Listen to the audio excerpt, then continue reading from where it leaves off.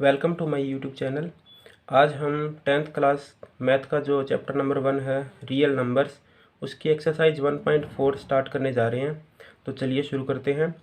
Without actually performing the long division, बिना long division जो performing है उसको किए हुए state whether the following rational numbers will have a terminating decimal expansion और a non terminating decimal expansion. हमें ये बताना है कि बिना लॉन्ग डिवीजन प्रोसेस किए हुए कि जो नीचे आपको रेशनल नंबर्स दे रखे हैं उनका जो डेसिमल एक्सपेंशन है वो टर्मिनेटिंग है या फिर नॉन टर्मिनेटिंग डेसिमल एक्सपेंशन है।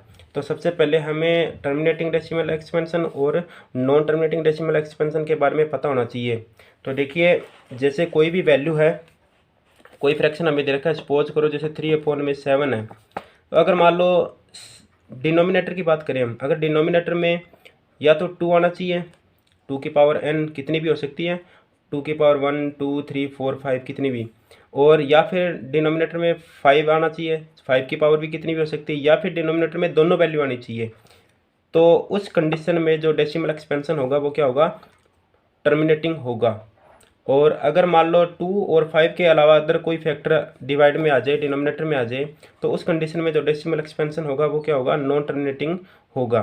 तो हमें यही बताना है कि जो आपको रेशनल नंबर दे रखे हैं उनके जो डेसिमल एक्सपेंशन है वो टर्मिनेटिंग है या फिर नॉन टर्मिनेटिंग है। तो हम सभी जितने भी नंबर दे रखे हैं उन सारे नंबर्स के जो डिनोमिनेटर हैं उनमें हम पहले ये फाइंड आउट करेंगे कि उनके डिनोमिनेटर में 2 या 5 है या नहीं है।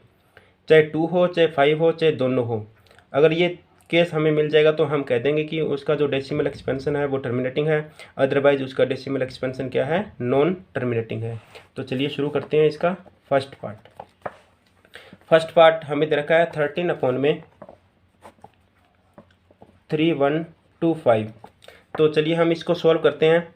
तो हमें डिनोमिनेटर है, पहले हमें इस डिनोमिनेटर को चेक करना पड़ेगा। तो हम क्या करेंगे, 3125 के हम क्या करेंगे, फैक्टर निकाल लेंगे।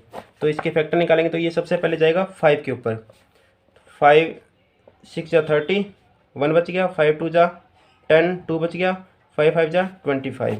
उसके बाद में फिर ये 5 पर जाएगा, 5 1 जा 5, यहाँ पे कितना बच गया, 1 बच गया, 12, 5 2 जा 10, फिर 2 बच गया, फिर 5 5 जा 25। उसके बाद में फिर 5 पे जाएगा, 25 बन गया, फिर उसके बाद में 5 पर जाएगा, ये 5 पे हो जाएगा, और ये 5 के बाद में फिर ये 1 पे चला जाएगा।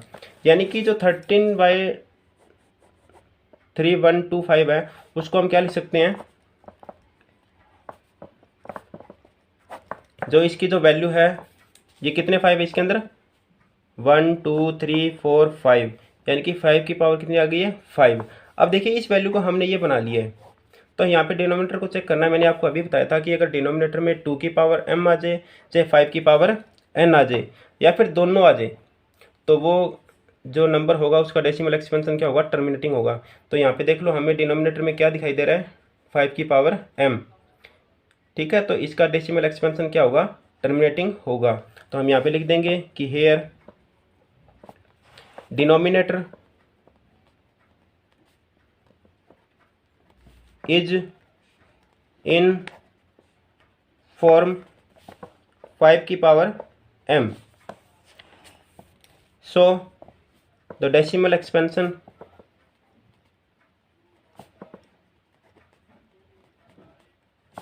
of given value is terminating।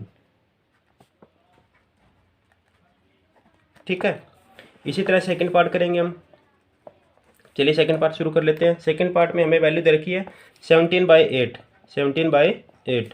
तो 17 का 17 रहेगा, और 8 को अगर हम फैक्टर की फॉर्म में लिखेंगे तो क्या आएगा, ये 2 की पावर 3 आ जाएगा। चलिए मैंने आपको ये एक करके दिखा दिया, उसके बाद में मैं आपको डायरेक्ट बताऊंगा कि इनके फैक्टर क्या बनेंगे, वो आप करके देख सकते हो।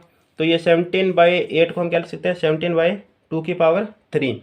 तो अब आपको पता है यहाँ पे डिनोमिनेटर में क्या है, आपको बताया था मैंने 2 या 5 या फिर दोनों होने चाहिए। तो यहाँ पे 2 हमें मिल गए हैं, तो इसका मतलब जो 17/8 है उसका जो डेसिमल एक्सपेंशन होगा वो क्या होगा, टर्मिनेटिंग होगा। तो हम ये बात यहाँ पे लिख देते हैं कि here denominator is in form 2 की power m. So the decimal expansion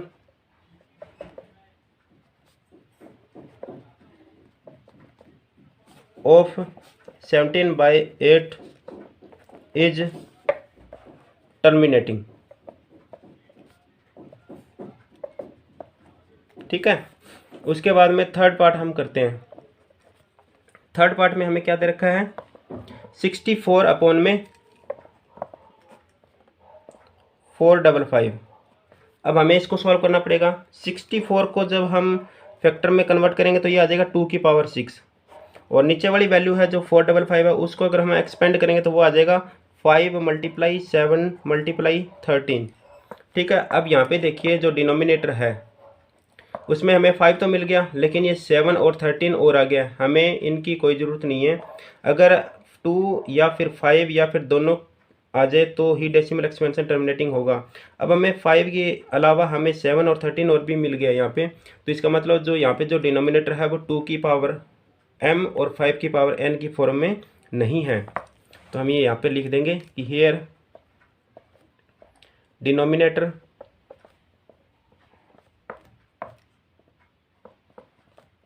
is not in form 2 की पावर m और 5 की power n। So decimal expansion of 64 upon में 455 इज नॉन टर्मिनेटिंग। इसलिए जो डेसिमल एक्सपेंशन है गिवन वैल्यू का वो क्या है, नॉन टर्मिनेटिंग है। चलिए हम फोर्थ पार्ट करते हैं। वैल्यू हमें दे रखी है 15 अपॉन में 1600। तो चलिए इसको हम एक्सपेंड कर लेते हैं। 15 को हम क्या लिख सकते हैं, 3 × 5, और जो 1600 है उसको हम क्या लिख सकते हैं, 2 की पावर 6 मल्टीप्लाई में 5 की पावर 2। तो देखिए इसका जो डिनोमिनेटर है वो किस फॉर्म में है, 2 और 5। 2 की पावर m है और 5 की पावर n है। हमें नहीं पता कितनी है, कितनी भी हो, लेकिन यहाँ पे हमें क्लियरली ये मेंशन है कि जो 2 की पावर है वो 6 है और 5 की पावर 2 है।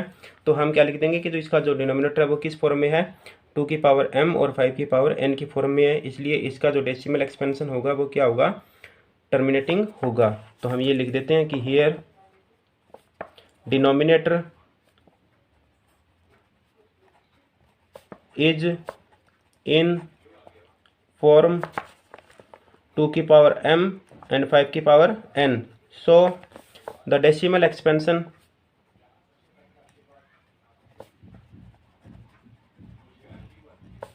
of 15 upon में 1600 is terminating,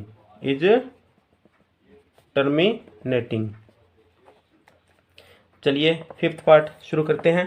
फिफ्थ पार्ट में हमें वैल्यू दे रखी है 29 अपॉन में 343। तो इसको सॉल्व करते हैं। देखिए 29 का तो कोई फैक्टर नहीं बनेगा, 29 तो 29 ही रहेगा, और जो 343 है उसको अगर हम फैक्टर में कन्वर्ट करेंगे तो 7 की पावर 3 आ जाएगा। अब आप ये देखिए कि इसका जो डिनोमिनेटर है वो क्या 2 और 5 के फॉर्म में है।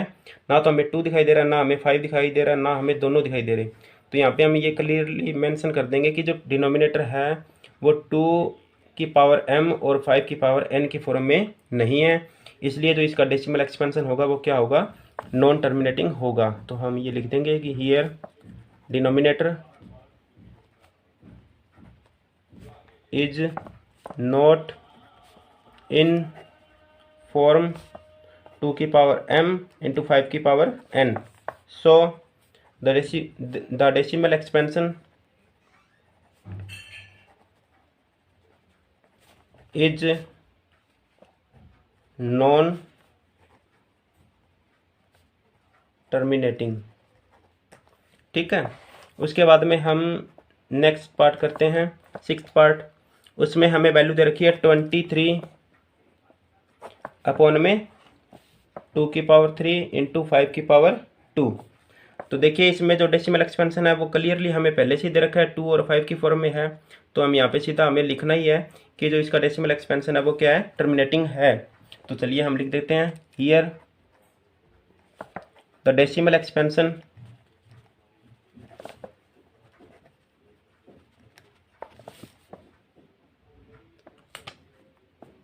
ऑफ 23 अपॉन में 2 की पावर 3 इंटू 5 की पावर 2 इज टर्मिनेटिंग। क्यों अभी ये? Because the denominator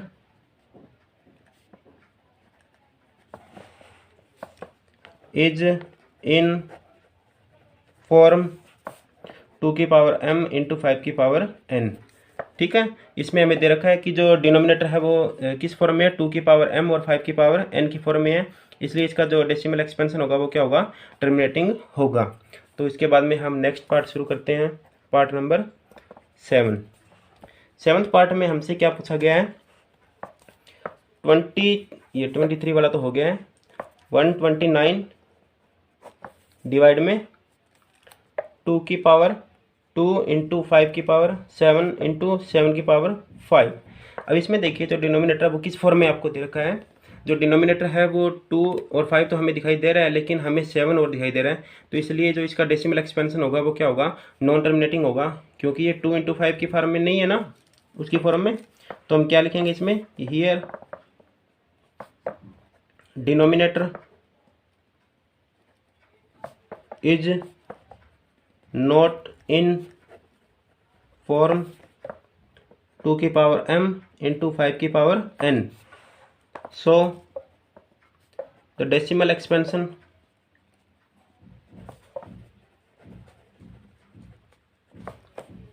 of given value is non terminating। Okay, some number first का जो पार्ट नंबर है 8th, वो हम शुरू करेंगे। 8th पार्ट में हमें वैल्यू दे रखी है 6/15। तो 6 को हम क्या लिखेंगे, 2 मल्टीप्लाई 3, और 15 को हम क्या लिखेंगे, 3 इंटू 5। ये 3 से 3 कैंसिल हो जाएगा, बचेगा क्या, 2 अपॉन में 5। अब देखिए जो डिनोमिनेटर है वो किस फॉर्म में है, 5 की फॉर्म में है, तो इसका मतलब इसका जो डेसिमल एक्सपेंशन होगा वो क्या होगा, टर्मिनेटिंग होगा। तो चलिए हम ये लिख देते हैं कि here decimal expansion of 6/15 is terminating because, चलिए ये हमने बाद में लिख दिया, वैसे ऊपर भी लिख सकते हैं और बाद में भी लिख सकते हैं, बिकॉज डिनोमिनेटर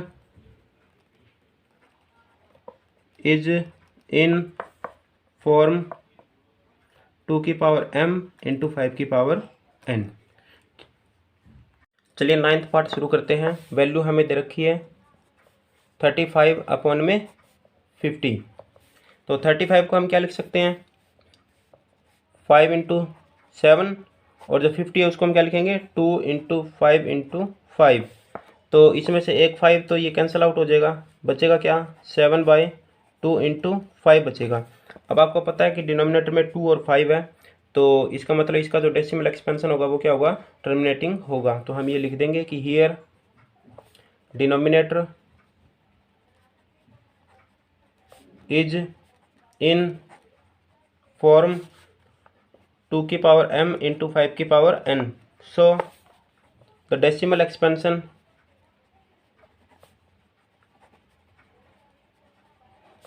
ऑफ 35 अपॉन में 50 इज टर्मिनेटिंग। जो डेसिमल एक्सपेंशन है वो क्या होगा, इसका टर्मिनेटिंग होगा।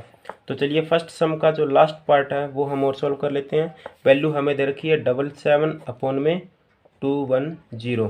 तो 77 को हम क्या लिखेंगे, 7 इंटू 11, और 210 को हम क्या लिखेंगे, 2 मल्टीप्लाई 3 मल्टीप्लाई 5 मल्टीप्लाई 7। तो 7 तो 7 ये इससे कैंसिल हो जाएगा, वैल्यू बचेगी 11 अपॉन में 2 इंटू 3 इंटू 5। अब यहाँ पे देखिए 2 और 5 है, उसके अलावा 3 भी है, तो इसका जो डेसिमल एक्सपेंशन होगा वो क्या होगा, नॉन टर्मिनेटिंग होगा। क्यों होगा, क्योंकि जो डिनोमिनेटर है उसमें 2 और 5 की फॉर्म में नहीं है वो। तो here denominator is not in form 2 की पावर m इंटू 5 की power n. So the decimal expansion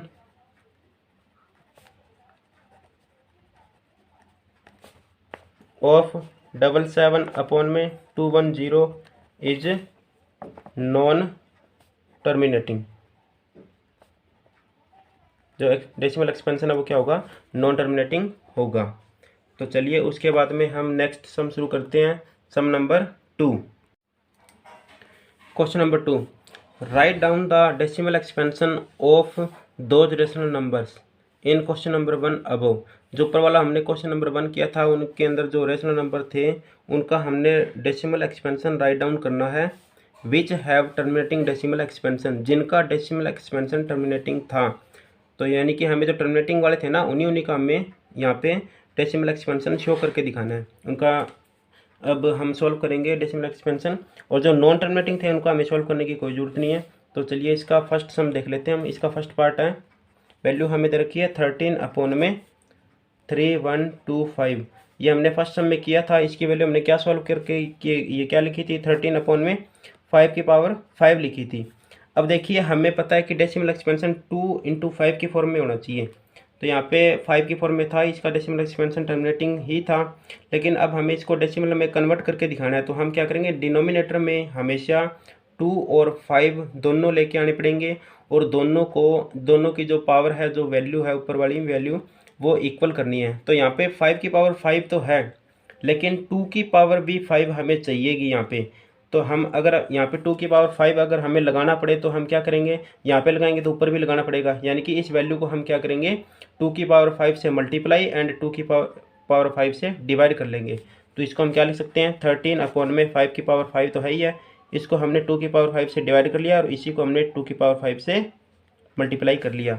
तो ये बात आप साइड में लिख भी सकते हो कि मल्टीप्लाई एंड डिवाइड बाय 2 की पावर 5.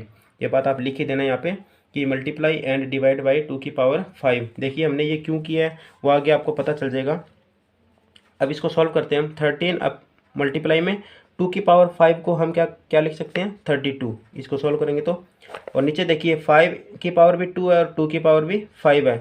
तो यानी कि 5 इंटू 2 दोनों की पावर कितनी होगी, 5 होगी. तो इसको जब हम सॉल्व करेंगे तो ये कितना आ जाएगा, 416, और डिवाइड में 10 की पावर 5 आ जाएगी, 10 की पावर 5. अब देखिए जो डिनोमिनेटर है उसमें कितने हैं, 10 कितनी बार, ये 10 की पावर 5 है, यानी कि 5 डिजिट छोड़कर हम इसका पॉइंट लगा देंगे. तो जैसे 416 है ना, तो एक और ले लेंगे और एक 0 और लगा लेंगे, यानी कि ये 5 डिजिट छोड़कर हम क्या कर देंगे, यहाँ पे पॉइंट लगा देंगे. ये इसका डेसिमल एक्सपेंशन है. 13 अपॉन में 3125 का जो डेसिमल एक्सपेंशन है वो ये होगा. या तो आप इसको इस मेथड से कर सकते हैं या फिर आप इसको डिवाइड करके देख सकते हो पॉइंटों के अंदर. तो दोनों में से आपको जो भी अच्छा लगे वो कर सकते हो आप. ये बिल्कुल ईजी रहेगा, इसमें आपको डिवाइड भी नहीं करना पड़ेगा और ये बिल्कुल ईजी है. सेकेंड पार्ट इसका सॉल्व करते हैं. वैल्यू हमें दे रखी है 17/8. तो 17/8 में देखिए हमने इसको क्या लिखा था, 17 डिवाइड में 2 की पावर 3 लिखा था फर्स्ट सम के अंदर. तो अब हमारे पास डिनोमिनेटर में हमें 2 तो मिल गया, लेकिन हमें 5 और चाहिए, और वो भी कितना चाहिए, 2 की पावर 3 है उतना ही हमें 5 की पावर 3 चाहिए. तो इसको भी हम क्या करेंगे, मल्टीप्लाई एंड डिवाइड बाय 5 की पावर 3 ये लिखना पड़ेगा आपको. 17 डिवाइड में 2 की पावर 3 था, इसको हमने मल्टीप्लाई कर लिया 5 की पावर 3 से और 5 की पावर 3 से ही डिवाइड कर दिया. ठीक है, ये बात हमें आपको लिखनी पड़ेगी यहाँ पे. उसके बाद में इसको सॉल्व करते हैं. 17 इंटू 5 की पावर 3 कितना हो जाएगा, 125, और डिवाइड में ये हो जाएगा 2 इंटू 5 की पावर 3 हो जाएगा. चलिए इसको आगे सॉल्व करते हैं. इन दोनों की जब हम मल्टीप्लाई करेंगे तो वो कितनी वैल्यू आ जाएगी, 2125, और डिवाइड में ये 10 की पावर कितनी हो जाएगी, 3 हो जाएगी. तो यानी कि 3 डिजिट छोड़ के हमें पॉइंट लगाना पड़ेगा. तो 2.125 इसका डेसिमल एक्सपेंशन हो जाएगा. ये हमारा सॉल्यूशन है. चलिए इसका थर्ड पार्ट है वो और कर लेते हैं. थर्ड पार्ट में हमें जो वैल्यू दे रखी है वो है 64 इंटू डिवाइड में 455. अब ऊपर क्वेश्चन में हमसे ये पूछा गया था कि जो टर्मिनेटिंग है उन्हीं का ही हमें यहाँ पे डेसिमल एक्सपेंशन शो करना पड़ेगा। तो जो थर्ड पार्ट है उसका जो डेसिमल एक्सपेंशन है वो नॉन टर्मिनेटिंग एंड रिपीटिंग था, तो इसको हमें सोल्व करने की जरूरत नहीं है। इसमें सीधा लिख दो कि जो डेसिमल एक्सपेंशन है वो क्या है, नॉन टर्मिनेटिंग एंड रिपीटिंग है। Decimal expansion is non terminating. चलिए नेक्स्ट पार्ट और करते हैं इसका। फोर्थ पार्ट में हमें वैल्यू दे रखी है 15/1600। तो चलिए इसको सॉल्व करते हैं। 15 को हम क्या लिखेंगे 3 × 5 और डिवाइड में 1600 को हमने पिछले फर्स्ट सम में हमें लिखा था 2 की पावर 6 × 5 की पावर 2। तो अब यहाँ पे देखिए जो 2 की पावर कितनी है 6 है और जो 5 की पावर है वो कितनी है 2 है। हमें दोनों को इक्वल करना है, तो यहाँ पे हमें 5 की पावर कितनी और चाहिए, 5 की पावर हमें 4 और चाहिए। तो हम क्या करेंगे इस पूरी वैल्यू को 5 की पावर 4 से मल्टीप्लाई एंड डिवाइड कर लेंगे। तो ये साइड में हम लिख देंगे कि मल्टीप्लाई एंड डिवाइड बाय 5 की पावर 4। तो चलिए हम इसको सॉल्व कर लेते हैं आगे। 3 × 5 × 5 की पावर 4 से मल्टीप्लाई कर दिया और 5 की पावर 4 से ही डिवाइड कर लेंगे। 2 की पावर 6 × 5 की पावर 2 पहले से ही है, इसको हमने 5 की पावर 4 से और मल्टीप्लाई एंड डिवाइड कर लिया। तो चलिए इसको आगे सॉल्व करते हैं। तो ये वैल्यू हमारे पास कितनी आ जाएगी, चलिए इसको हम 15 ही लिख लेते हैं वापस। और 5 की पावर जो 4 है उसकी वैल्यू कितनी आ जाएगी 625 हो जाएगी। और नीचे देखिए 2 की पावर तो 6 है ही है और 5 की पावर भी कितनी होगी 6 हो गई है। तो यानी कि 2 × 5 दोनों की पावर कितनी हो गई है 6 हो गई है। तो जब इसको हम सॉल्व करेंगे तो हमारे पास वैल्यू आ जाएगी 9375 और डिवाइड में वैल्यू हमारे पास बचेगी 10 की पावर 6। तो जब हम ये 10 की पावर कितनी यहाँ पे है 6 है, तो हम ये 6 डिजिट छोड़कर पॉइंट लगा देंगे। तो पहले हम ये वैल्यू लिख देते हैं 9375। 4 तो ये हो गए और 2 हम 0 अपनी तरफ से लगा लेंगे और पॉइंट यहाँ पे लगा के एक 0 और लगा देंगे। तो ये हमारा डेसिमल एक्सपेंशन हो जाएगा। चलिए उसके बाद में नेक्स्ट पार्ट करते हैं। जो पार्ट नंबर 5 है उसका डेसिमल एक्सपेंशन है वो नॉन टर्मिनेटिंग है, तो उसको हमें करने की कोई ज़रूरत नहीं है। पार्ट नंबर जो 6 है उसका भी जो डेसिमल एक्सपेंशन है वो क्या है नॉन टर्मिनेटिंग है, उसको भी हमें नहीं करना। पार्ट नंबर 7 है उसका भी डेसिमल एक्सपेंशन क्या है नॉन टर्मिनेटिंग है, उसको भी हमें सॉल्व नहीं करना। हमें केवल उन्हीं को सॉल्व करना है जिनका डेसिमल एक्सपेंशन टर्मिनेटिंग हो। तो पार्ट नंबर 8 देखते हैं सीधा ही। इसमें वैल्यू हमें दे रखी है 6/15। तो ये कितना हो जाएगा 6 को हम क्या लिखेंगे 3 × 2 और 15 को 3 × 5, ये इससे कैंसिल हो जाएगा। तो वैल्यू बचेगी 2/5। तो हम इसको क्या करेंगे 2 से मल्टी और 2 से डिवाइड, तो ये हो जाएगा 4/10 हो जाएगा।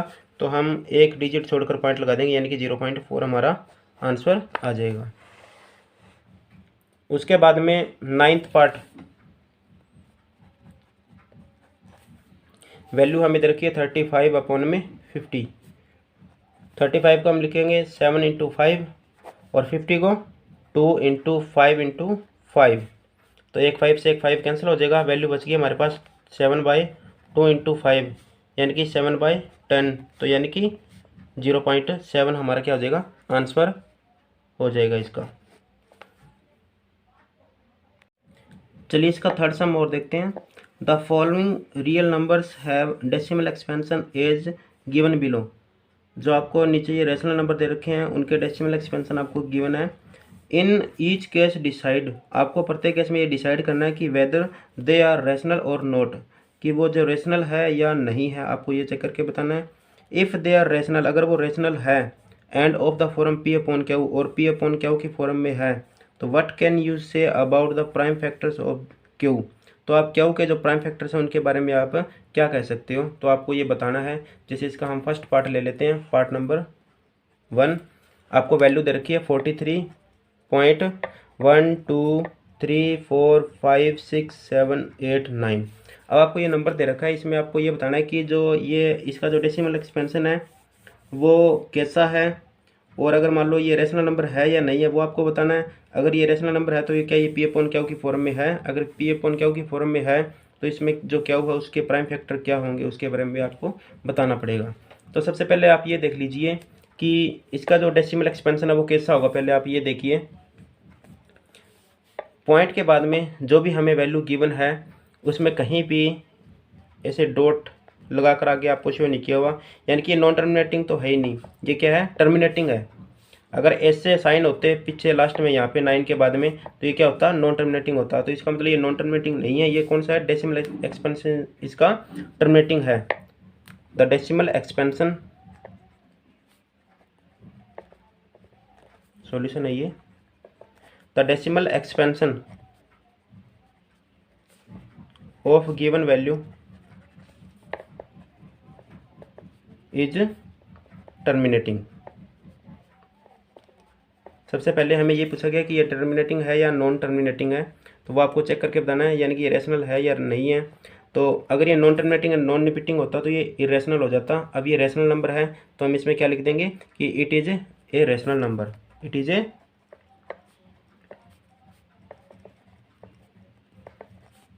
A rational number of form P upon Q, of form P upon Q.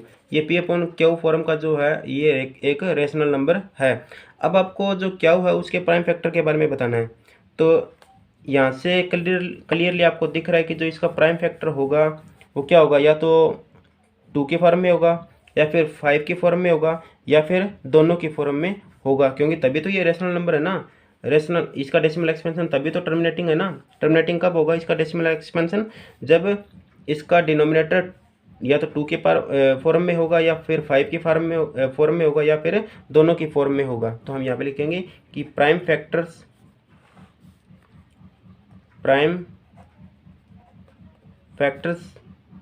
Of Q will be either 2 और 5 और बोथ। यहाँ पे जो प्राइम फैक्टर होंगे क्या होंगे, वो क्या होंगे, या तो 2 के फॉर्म में होंगे, या फिर 5 के फॉर्म में होंगे, या फिर दोनों हो सकते हैं। तो चलिए इसका सेकंड पार्ट और देख लेते हैं। पार्ट नंबर 2, 0.120 1200 1200 124 टाइम 0, ये हमें वैल्यू दे रखी है। तो अब इसमें आप ये बताइए कि इसका जो डेसिमल एक्सपेंशन है वो कैसा होगा। देखिए इसमें 1 2 के बाद में सिंगल जीरो, फिर 1 2 के बाद में डबल जीरो, फिर 1 2 के बाद में 3 टाइम जीरो, उसके बाद में 1 2 के बाद में 4 टाइम जीरो। तो ये आगे से आगे ये प्रोसेस क्या होगी, चलती जाएगी। एक तो ये नॉन टर्मिनेटिंग होगा, प्लस में रिपीटिंग तो है ही नहीं, क्योंकि एक बार पहले बारी में जीरो जो सिंगल टाइम आई है, फिर उसके बाद में 2 टाइम आ गई, फिर 3 टाइम आ गई, फिर 4 टाइम आ गई, अगली बार क्या होगी 5 टाइम आएगी, फिर उससे अगली बार क्या होगी 6 टाइम आएगी। तो ये प्रोसेस आगे से आगे ऐसे चलती रहेगी। तो इसका जो डेसिमल एक्सपेंशन होगा वो क्या होगा, नॉन टर्मिनेटिंग और नॉन रिपीटिंग दोनों ही होंगे ये।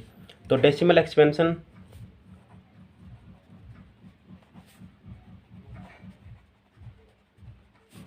Of given value is non terminating and non repeating.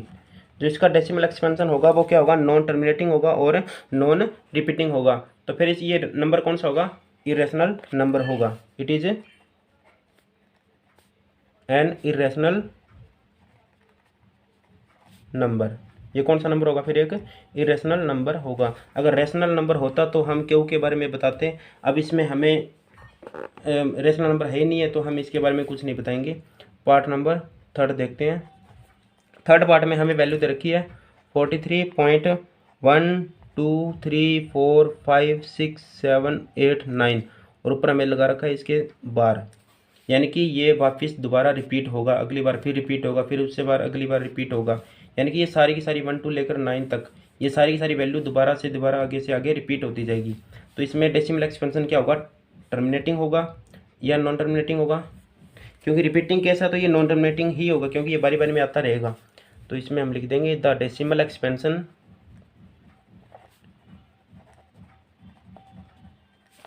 Of given value will be non terminating and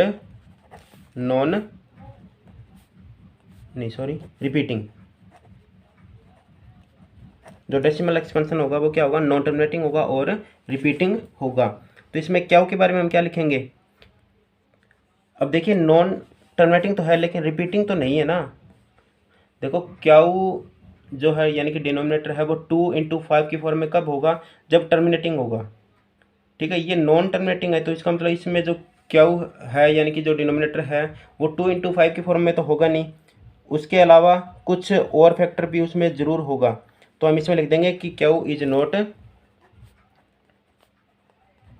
in form 2m × 5n।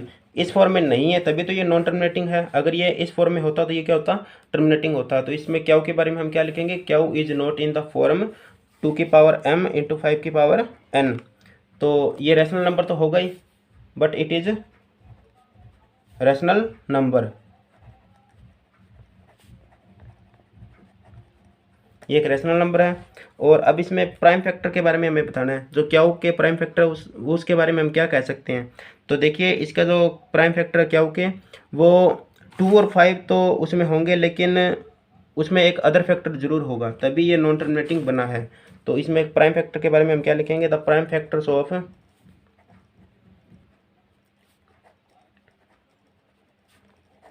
Q will also have a factor other than 2 और 5। देखिए इसमें 2 और 5 के अलावा कोई एक अदर फैक्टर जरूर होगा, तभी इसका जो डेसिमल एक्सपेंशन है वो क्या है, नॉन टर्मिनेटिंग है। तो हमने इसमें ये जो हमारा चैप्टर नंबर 1 है रियल नंबर, वो आज हमारा कंप्लीट हो चुका है। तो आगे हम नेक्स्ट लेक्चर में एक्सरसाइज 2.1 यानी कि सेकंड चैप्टर शुरू करेंगे।